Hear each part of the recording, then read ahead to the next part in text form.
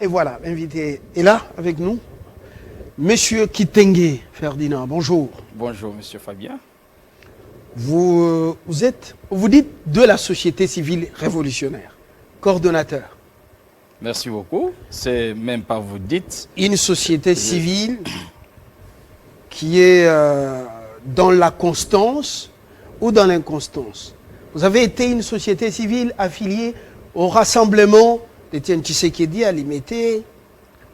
Vous êtes, après la mort du Sphinx, vous avez suivi Joseph Olenga-Nkoy à Kasavubu, c'est ça?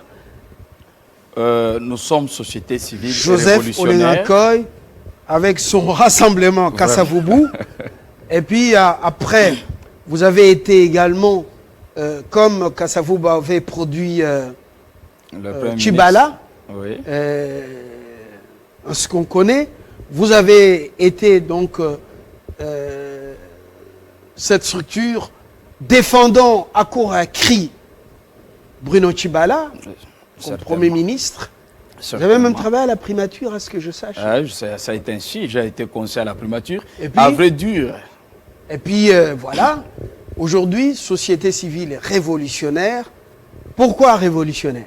Merci beaucoup. Comme vous venez de le dire, je commence par vous souhaiter lever de meilleur, de paix, de prospérité. Merci, et de bonheur. C'est le moment. Oui, voilà. c'est le moment opportun. On ne peut pas passer. Je souhaite aussi au peuple congolais en général, en particulier le chef de l'État, la première dame et tous les membres de la société civile révolutionnaire, c'est-à-dire tout le peuple congolais en général. Comme vous venez de le dire, nous sommes société civile et révolutionnaire. Ce n'est pas la première fois. Elle a été. Et ça, la caca, plasma et zochola. Non, elle a été, vous savez, on a beaucoup souffert du vivant de Papa Etienne Tshisekedi wa Mulumba, paix à son âme, le leader charismatique et le père de la démocratie de la RDC. Vous savez, la société civile révolutionnaire a été créateur, parmi les créateurs, les fondamentaux de Genval, avec le rassemblement des forces politiques et sociales acquises au changement. Nous avons été l'unique structure de la société civile qui avait été au RASOP. Et aujourd'hui, tout ce qui était arrivé, on suivait que le dieu ou les mots du père de la démocratie, Papa Etienne Tshisekedi, qui avait dit que le jour où l'UDPS ou l'opposition récupérera normalement la primature, c'est le jour où nous aurons le président de la République issu de l'opposition. Et voilà, les résultats c'était quoi? Comme les amis ont été distraits, emportés, c'est-à-dire nos amis, entre autres, le Premier ministre, le président du Sensa, il faut être avec eux pour les encadrer. Il faut être avec eux pour les consolider, les combats qu'on avait engagés à ce mois-là. Et voilà ce que ça produit. Aujourd'hui, nous avons un chef d'État élu par le peuple congolais, un chef d'État qui écoute le peuple. Voilà, nous allons parler de... Fouachi est là. Nous allons parler de la corruption véritable et gageure. Oui. Vous avez suivi ce qui s'est passé dernièrement au niveau de l'APLC, Oui. avec ce feuilleton de Access Bank. Oui. Vous suivez les différents rapports de l'inspection générale des finances. Effectivement. En province, tout comme dans les entreprises, dans certains ministères. Quelle est votre réaction personnelle au niveau de votre société civile? Non, on commence à en avoir beaucoup, ces sociétés civiles. Non, vous savez, notre souci, notre élite, c'est le peuple. L'intérêt supérieur de la nation, c'est ça notre élite. C'est pourquoi nous militons beaucoup plus sur la démocratie et l'état de droit. C'est-à-dire, nous condamnons les antivaleurs, la corruption, les détournements des deniers publics. Et ça fait partie de notre cheval de bataille. Mais ça ne suffit Mais pas. Au regard... Condamner ne suffit pas. Nous apportons, nous condamnons, c'est-à-dire nous dénonçons, puisqu'il y a les instances appropriées, qui sont même conscients aujourd'hui, les mécanismes de poursuite. La raison pour laquelle, quand on a vu le fait dernier, qu'on venait de le souligner au niveau de l'APLC, c'est-à-dire l'agence d'élite, l'agence de prévention et lutte contre la corruption, avec l'Access Bank. Je crois que l'effet a été porté devant le juge, donc pas même devant le juge, devant le ministère public, où il avait fait une instruction, où l'instruction même est en cours, c'est-à-dire qu'on appelle inquisitorielle, c'est-à-dire dans une phase là secret. Nous avons vu même le ministère public avait interpellé même les coordonnateurs en soi, Maître Gisle Kikangala. Or, le fait était clair. comme nous l'avons appris, puisque nous avons eu à mener aussi un peu des enquêtes là-dessus. Vous savez, nous sommes une société qui condamne franchement de tes actes. On a trouvé que non, c'était le problème de quelques agents de cette agence qui s'étaient imposés, qui avaient la collaboration avec l'Access Bank, jusqu'à ce qui s'est passé, ce qui se sont produits. Et quand directement leur coordonnateur a appris cela, il devait d'abord commencer par interpeller les agents pour mettre de l'ordre, puisqu'il est chef administratif de cette société. Et nous félicitons parce que, vous savez, cette agence a une mission. Vous félicitez mais quoi? nous condamnons les actes Vous félicitez tels que quoi ça a et été. qui? Et Vous félicitez qui? d'abord, quand l'acte a eu lieu, le coordonnateur a eu à saisir ses membres. Et il a initié une action disciplinaire. Et la justice, quand il a pris l'affaire, c'est au niveau du ministère public du parquet, il aurait fallu qu'il puisse aussi s'enquérir de la station normalement, passer aux enquêtes. Et vous avez vu, le coordonnateur a été même interpellé. C'est-à-dire, il devait justifier comment ces agents sont allés auprès de l'Access pour passer cette passation d'argent, tout ça. Le montant a été déterminé, restitué, c'est 30 000 $. Bon, de telles choses-là, ça ne figurait pas bien dans l'image de cette institution, qui est une nouvelle même institution dans le pays, qu'on veut qu'elle travaille, qu'elle écoute bien, qu'elle fasse bien sa mission, qu'elle accomplisse sa mission, de mener de tels actes. Mais si elle a des mauvais animateurs, parce que nous sommes enquéris de la station pour trouver que les coordonnateurs, de loin ni de près, n'étaient pas associés dans cette affaire. Il s'est brisqué parce qu'il n'avait pas donné ni ordre de mission, il n'avait pas ni consigné.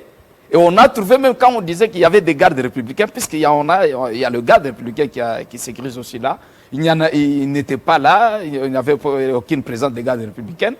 Et par rapport, vous connaissez, M. Kikangala, c'est quelqu'un qu'on salue beaucoup plus son expertise, puisqu'il a 30 ans au barreau, ce n'est pas quelque chose de moindre.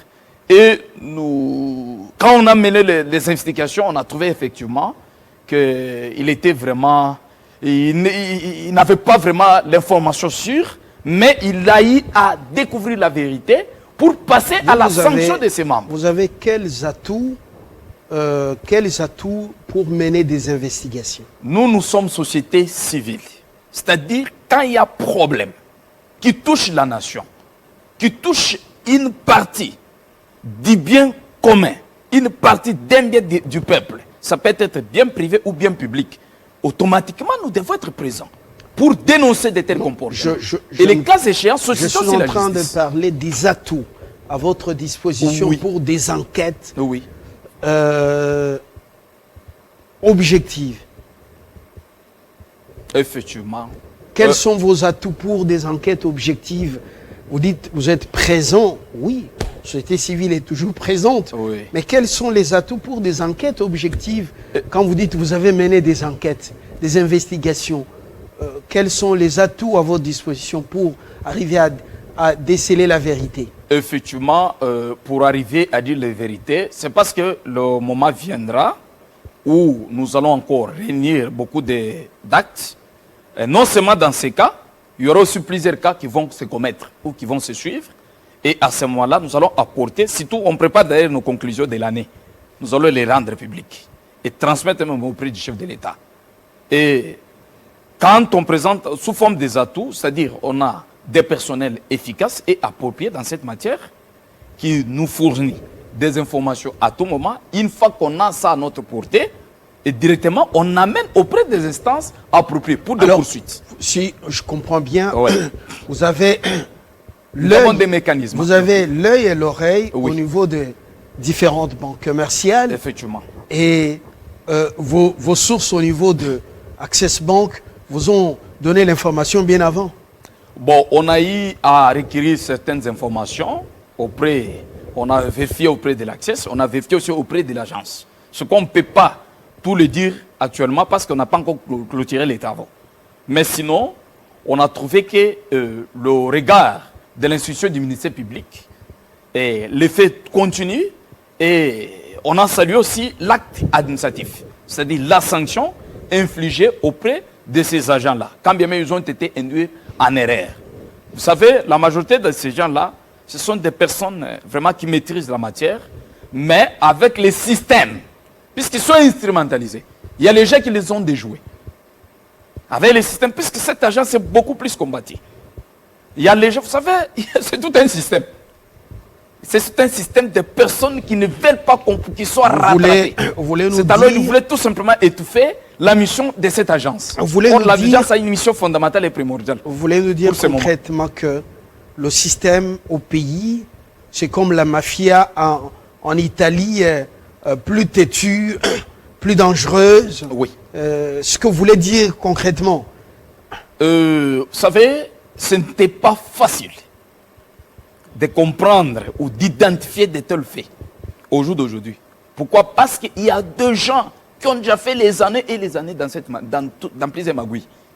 Et c'est pourquoi les mis à faire, nous, en tant que société civile, c'est encourager cette agence de continuer sa mission. Nous, on n'est pas encore il faut au niveau, encourager. On n'est pas encore au niveau d'encourager l'agence, ainsi de suite. Non, c'est une nouvelle institution. Bon, ils veulent au moins la fragiliser. Justement. Et fragiliser même les animateurs. Alors, c'est le problème. Nous allons dans la praxis. Comment faire en sorte que ceux qui sont au niveau de l'IGF, ceux qui sont au niveau du Parlement, dans le cadre du contrôle parlementaire, on voit les atouts et les limites. Au niveau de la Cour des comptes, on voit les atouts et les limites. Au niveau de la justice, les atouts et les limites sont étalés. Et même au niveau de ces nouvelles structures de prévention et de lutte contre la corruption, concussion et ainsi de suite, on voit les faiblesses déjà étalées au grand jour. Alors, quels sont les garde-fous pour que ceux qui doivent faire ce contrôle soient à l'abri de ces tentations? Effectivement, voilà ce que nous pouvons faire, que ce soit au niveau de l'agence de lutte contre la corruption, que ce soit au niveau de l'IGF. Vous savez, l'IGF ne fonctionnait pas. Non, je demande quels sont les garde-fous pouvant permettre à ce dernier d'accomplir leur mission. Pouvant permettre à ce que ces gens qui sont commis à ce travail soient exempts ou mis, en fait, soient délivrés de ce phénomène de corruption. Oui, vous savez, quand on parle, j'ai bien parlé ici que c'est tout un système. Maintenant, pour arriver, moi je trouve que ça doit être un problème de tout un peuple. Je vous donne un exemple. Vous allez payer l'impôt. Vous arrivez là, l'agent simple, soit l'agent du terrain, soit l'inspecteur, il vous dit, prenez, vous voulez payer 500 $ ou 1 million de francs. Il vous dit, 1 million de francs, vous prenez 150 000, allez déclarer à la DGDA. Maintenant, vous restez avec 150, vous me donnez moi 700. Ce qui se passe, maintenant, semble-t-il, ça revient ce qui se passerait à la DGDA. J'arrive. Avec les récentes déclarations, révélations. Oui. La boîte qu'on croyait, une boîte exempte de ces mots. Non, non. Ça donnait des insomnies aux Congolais. Je dis, mais comment les gens peuvent-ils jouer avec l'argent des contribuables congolais comme ça, au vu au-dessus de tout le monde? Non, non. La raison pour laquelle il revient à la personne. C'est-à-dire, il y a les auteurs principaux. Les contribuables eux-mêmes sont très distraits. Comment se fait-il que vous payez 1 million de francs congolais au trésor public et l'agent percepteur ou contrôleur vient aller verser 150 000, je te donne aussi 150, les 700, lui prend, il met dans son sac. À partir de là, il faut dénoncer. C'est pourquoi, pour lutter contre la corruption, ces agences-là ne sont que les offices. Il revient avec le concours du peuple congolais. C'est-à-dire toute la population congolaise à Kinshasa et dans toutes les 26 provinces de la vie de la RDC, les gens doivent être éveillés consciemment. Dans le sens qu'il y a un tel cas, ils saisissent, ils dénoncent auprès des instances appropriées. C'est-à-dire devant la justice, vous pouvez déjà saisir même la police, vous pouvez saisir le ministère public, c'est-à-dire le parquet, vous pouvez directement, vous verrez que cet agent-là sera sanctionné et que l'argent qui devait être orienté vers ses poches, automatiquement ça sera versé. Si on fait Il n'y a ça, pas de je vous assure, sanctions, nous il n'y aurons a un pas de budget même sanctions de 3 exemplaires. milliards, de 30 Monsieur milliards. Kitenge, il n'y a pas de sanctions exemplaires, ni au niveau de la justice, ni au niveau du contrôle de routine. Il n'y a pas de sanctions exemplaires. Non, au niveau de la justice, c'est pourquoi je Tout te dis... se limite au niveau des rapports qui sont portés à la connaissance du public par la presse. Et après, on sent que tel a été interpellé. Après un temps, on l'a libéré. La suite, on ne la connaît pas. On sent qu'il y a, on dirait, Bazo Bokola, Bibouélé. Effectivement. Alors, ça a été notre... je reviens à ma préoccupation. Oui. Les garde-fous, pour que ceux qui sont commis à ce travail de contrôle soient à l'abri de ces tentations. Oui. Vous n'avez pas encore la réponse. Je vous donne cette réponse, puisque la réponse est très claire. On ne peut pas arriver à la sanction sans toutefois démontrer les mécanismes d'appropriation ou de saisissement de ces gens-là. J'ai donné l'exemple de la DGI, c'est-à-dire d'un contribuable, avec un agent de la perception. C'est-à-dire à partir de on la était au niveau de la DGDA avec des révélations troublantes. Ouais, non, là, au niveau de la DGDA, j'arrive. Un monsieur sur la route, nous faisons route ensemble, il me dit, je suis lanceur d'alerte. Il me dit, monsieur le journaliste, je vais venir à votre bureau, regardez les documents. Regardez la mafia. Regardez comment les opérateurs économiques étrangers, regardez ce qui se passe avec les sommités de la DGDA. Regardez. Oui. Ce jour-là, un samedi, j'ai perdu mon calme. Non. J'étais tout furieux. Ce que vous dites est vrai. Je dis, mais ça c'est mon pays à moi comme ça. Et si tout est entré au trésor public, tout le monde devait manger à satiété. Tout le monde devait avoir un pouvoir d'achat. Alors, je me dis, on est où là? On dit, ces phénomènes, ils battent le record. Alors, vous dites, vous êtes société civile, faites le monitoring, vous êtes sur le terrain, présent, mais il y a des choses qui vous dépassent. Non, nous avons déjà toutes les citations. Maintenant, je voudrais vous montrer, à moins que vous nous laissiez un peu de temps, parce qu'il y a quelque chose. Vous voyez, quand on a donné l'exemple, qu'est-ce qu'il faut pour mettre fin à ça? Puis c'est ça notre cheval de bataille. Nous devons commencer par la base. Puisque au niveau de la DGDA, où on vient de souligner, vous savez, il y a trop de mafias. Ces mafias-là ne marchent pas peut-être avec le DG. Ou avec le DGA. Ce sont des mafias qui marchent avec les petits agents. C'est-à-dire les inspecteurs, les gens qui sont sur le terrain. Puisque la marchandise marche avec les gens. Vous-même, vous mettez à défendre des choses. Je ne défends pas. Qui sont je criantes. vous amène. Vous dites non, le sommet de la DGDA est exempt. Je vous amène. Alors, il n'y a que les subalternes. Je vous amène, puisqu'on a des travaux le lanceur des alertes m'a dit, non, il se passe des complicités jusqu'au summum il y en a énorme. De la douane. Énorme. Maintenant, voici ce que je vais vous dire. C'est un système. C'est pourquoi, pour mettre fin à ces systèmes, nous, peuple, primo, nous devons dénoncer. Nous allons donner les rapports finaux de l'exercice 2020, d'ici là. Nous allons demander au peuple de dénoncer à partir de la source. Vous dénoncez. Une fois dénoncé, c'est pourquoi nous avons lancé même nos membres. Ils dénoncent, on récupère, on passe aux instances appropriées. Et les instances vont maintenant exercer des poursuites. Par exemple, vous apportez ça, vous amenez auprès des magistrats. Malgré que la justice a été politisée, autant jadis, mais pour cette fois-ci, vous êtes témoin, vous voyez comment la justice est tentée de s'habiller une nouvelle robe.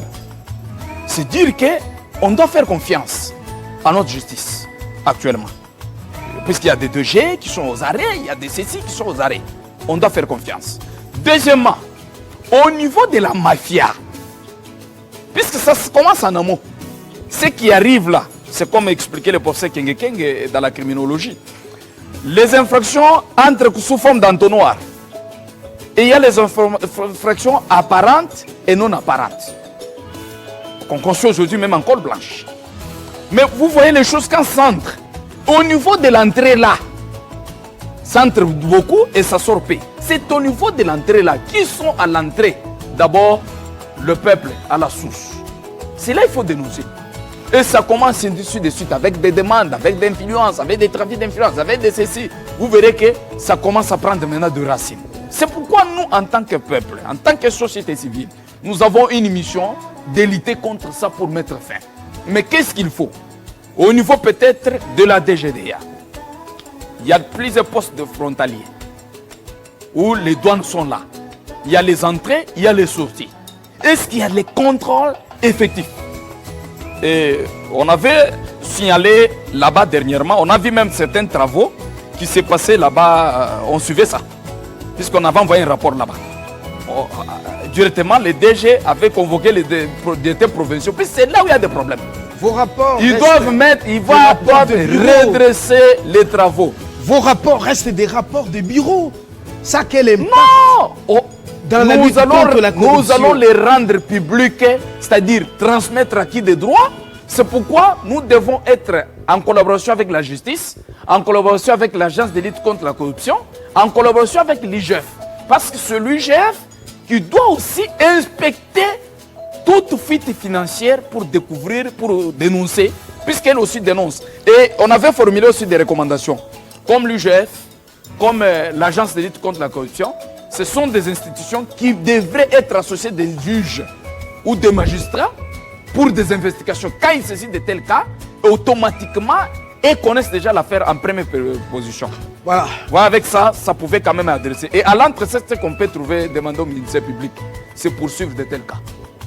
Merci Ferdinand Kitenge. Je rappelle que vous êtes le coordonnateur de la société civile révolutionnaire. On va voir en quoi vous prenez la révolution, qu'est-ce que ça va changer dans la lutte contre les antivaleurs comme la corruption, la concussion, gabegie financière, oui, pour que les caisses, l'argent de l'État prenne la direction du trésor public et que ça serve le peuple et l'ensemble. Voilà, véritable gageure. Attendons voir la suite. Très bonne journée. Merci beaucoup. Et nous vous disons aussi merci sincèrement. Nous luttons pour mettre fin à toutes ces choses. C'est ça notre combat. Et qu'on ne fragilise pas l'IGF et l'agence de lutte contre la corruption. Qu'on ne les fragilise pas. Qu'ils continuent dans leur mission. Et ils ont l'appui du peuple. Merci. Puisque pour concrétiser sur la vision du chef de l'État, il faut que ces institutions soient debout. Très bonne journée à toutes et à tous. Et joyeuses fêtes de Noël et de Nouvel An. Que l'Éternel davantage nous accorde force et longévité et que nous puissions jouer le rôle, chacun dans sa sphère d'activité pour le bien de ce pays. Très bonne journée.